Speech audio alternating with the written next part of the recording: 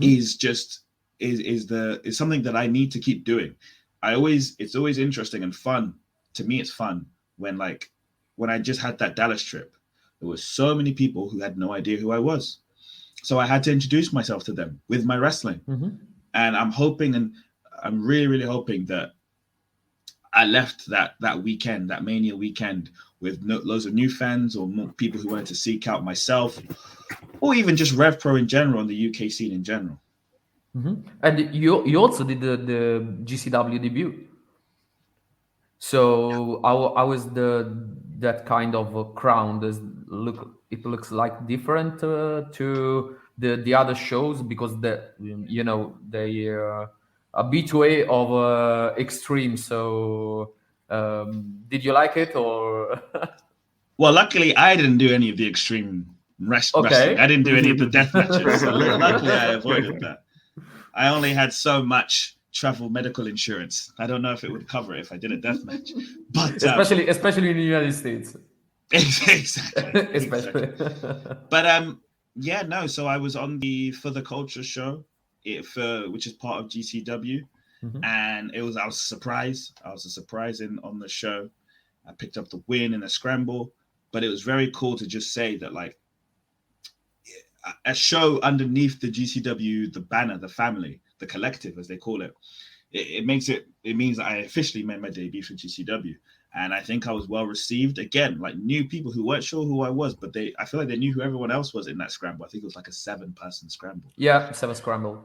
They knew everyone else. I was probably the least known there. So again, I had to prove myself. So I had to show everybody, okay, this is who I am. And if you don't know who I am, that's your problem, because I'm going to show you. And I think it was a really good atmosphere. I think it was loads of fun. And the plan is to go back, honestly, as soon as possible and do more GCW. Okay. Aldo, do you want to do GCW? Probably the hottest company in the moment in the USA scenario, and they have Jon Moxley, right? Yeah, they do. Okay. They do. Michael Oku against Jon Moxley, dream match. Absolutely. Oh my God, yes. I've been wanting to wrestle him. I mean, ever since I started wrestling, maybe even before I started wrestling, honestly, I wanted to wrestle him. Like, he's just one of my favorite wrestlers to watch. To me, Moxley is just so interesting, because it looks like he thinks about wrestling differently. He thinks about it more like a fight and a battle and a war, even though he's very technically sound. But that's a guy who, like, I would love to, do promos with, as well as just have a match with. It was just a one-on-one match, just to see, like, how I measure up to Jon Moxley. Obviously, he's wrestling Will Ospreay, maybe, I think this month. I was about to say next month, but I think it's like in a few weeks or next week. That I can't wait to watch that, because those are my two favorite wrestlers to watch. And, like, again, if it can happen, GCW, in RevPro, where else does he wrestle? AEW, I don't know. Wherever it can happen, I'd love to wrestle Jon Moxley, of course. Absolutely. And have you ever think about the possibility to join another companies in the USA, like AEW, Impact, Ring of Honor? Well, it's very interesting now at the time, especially because Ring of Honor has restarted and been bought by AEW. So it's good to know that there is still an option for independent wrestlers to get signed to. Of course, I've thought about it, and it really just boils down to which offers come my way that I'm happy with. This weekend in Dallas, Texas, was a big help in terms of, like, wrestling in front of the people who are in charge of those companies. I got to meet a good few of them, and we're going to keep in contact, and then we're going to try and see if there's a way that we can work with each other in the future. But I am that would be a goal, to wrestle more in America. Of course, I'd like to go to Japan and visit Japan at least, to do a few things there. But yeah, the year has only started. That's the crazy thing. We're only in April. We're not even halfway through the year. So watch this space. I don't know. Nothing's confirmed, but let me just say, like, I feel like something bigger is still going to happen for me this year in 2022. Okay. Finger crossed. Exactly. Matteo? Maybe in a junior heavyweight in New Japan Pro Wrestling. Why not? Why not? Drop me. Okay, so in your mind, you consider that you can defend your RevPro title in a New Japan Pro Wrestling event, right? Well, I mean, it's possible. You think about Will Ospreay, the current heavyweight champion, the British heavyweight champion. I think he's defended it a couple times. The belt has been defended a few times in New Japan. A lot of New Japan wrestlers have held it, like Minoru Suzuki and Tanahashi. They've held the British Heavyweight Championship. So it's not impossible at all for the Cruiserweight Championship. Again, I think maybe when El Fantasmo had it, I think he defended it at least once against Rocky Romero. So it's an independent wrestling championship. It can be defended really anywhere.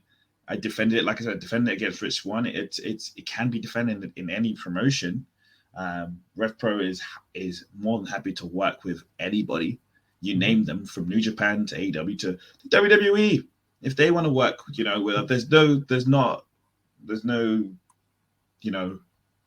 problems on our end of stuff. There's no borders. So yeah, exactly. So there's no doors, dare I say. So we're happy to I'm happy to defend it against anyone in any promotion, and I feel like I have I'm proud to do that. I'm proud to I feel like I'm waving the flag of Revolution Pro Wrestling by bringing the belt to all these different places, all these different countries, and giving them the performances that I have been, and defending it against the wrestlers that I have been.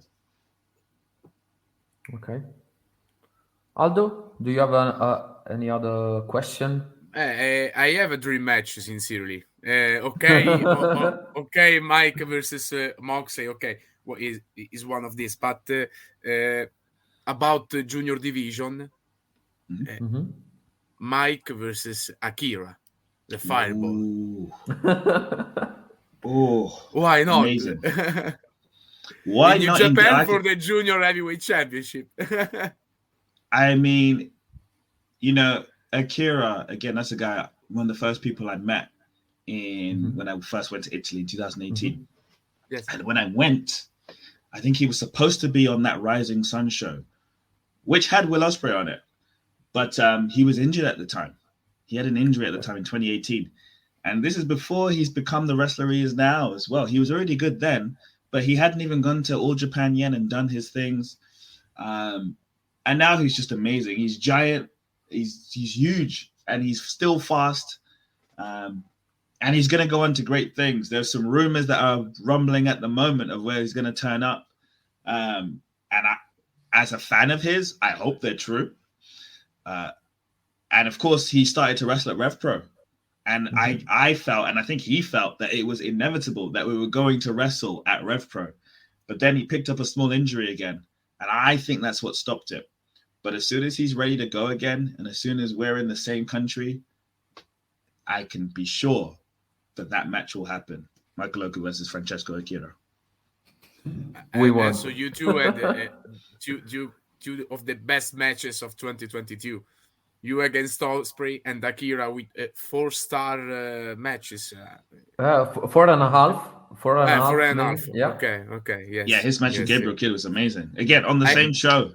Yes, States was probably perfect show. And then I was in RevPro. I were in RevPro during the Global Wars Tour in 2016 and 2017. Yes.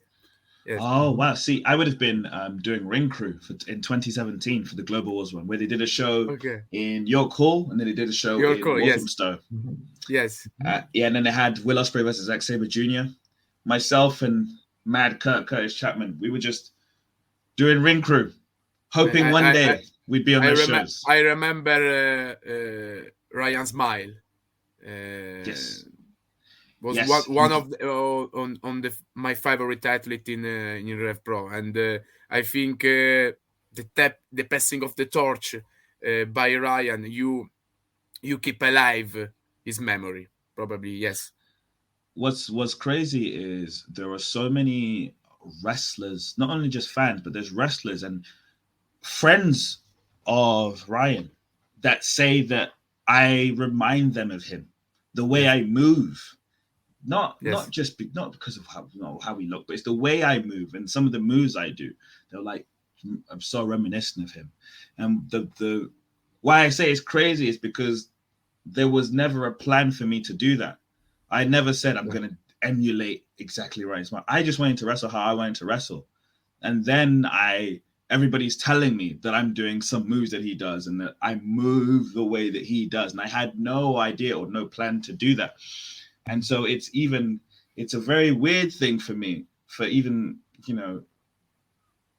since he's passed, for people who were close to him to say that they kind of see, when I'm in the ring, they see me in him. It's very weird for me as well. But like, if they find comfort in that, then that's an amazing thing for me to be able to do for them. But again, it's not a plan for me. But again, a guy who was Cruiserweight champion, it's cool that I'm like now Cruiserweight champion, and I'm like continuing essentially that legacy of him as a wrestler. And you can continue the legacy in the better way. Absolutely. Yes. Matteo? And Michael, you say that you were in the medical crew during that event. So for you, all jobs are important in wrestling. Could you tell something other about that? Because, some people don't like, I don't know, doing the ref or medical crew, or simply help to keep people down in their seats or something like that. So I was doing the crew as in not as a medical. I was not. Of course, you and crew. So I was either helping wrestlers with things, or I was setting up the venue, like the chairs, and taking people's tickets. I was doing that at most RevPro shows, at most of the big shows, especially because early on, if I didn't have a show or a booking, a lot of the York Hall shows would be on Fridays, and so if I wouldn't have anything on, I would go to those shows. All these different roles in terms of a crew, or like you said, a referee, people taking the tickets, people helping with seats, they're all important in making the show run smoothly. And there is no obligation to do it. You're volunteering, but it is very much appreciated if you do help. And you shouldn't look at it as a way as like, I'm going to help only because that's the way I'll get booked as a wrestler. You should just do it because you like wrestling. Because the way I saw it, if I had a free day as a wrestling trainee, or someone who was starting to have matches on shows, I was like, well, I'm going to help out, set up the show, set up the ring, set up the barriers, set up the chairs. And then once that's all done, I usually have like pretty much a front row seat to see a wrestling show with some of the best wrestlers in the world, not just independent, just signed or unsigned. You would be getting close-up views of, again, Will Ospreay, Zack Sabre Jr., Keith Lee, Ishii, Walter, you name them, they all were there, especially at RevPro. I did it when I did it for Progress too, the same kind of thing. So in my head, I was like, this is an opportunity for me to learn close up from these wrestlers so I can take information. And as well, there's periods of time where they have like a bit, like a few moments before the show starts where they have nothing going on. Most of them were more than happy to answer any questions that I'd have about advice. And there's so much of that advice that I apply to this day. So I look at it that way. Getting close to the show and getting part of the show helps you learn and helps you get better.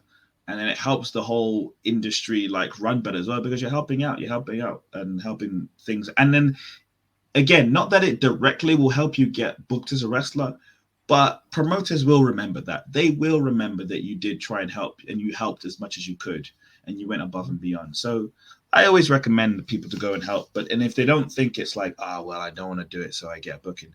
Do it so that you can watch a good wrestling show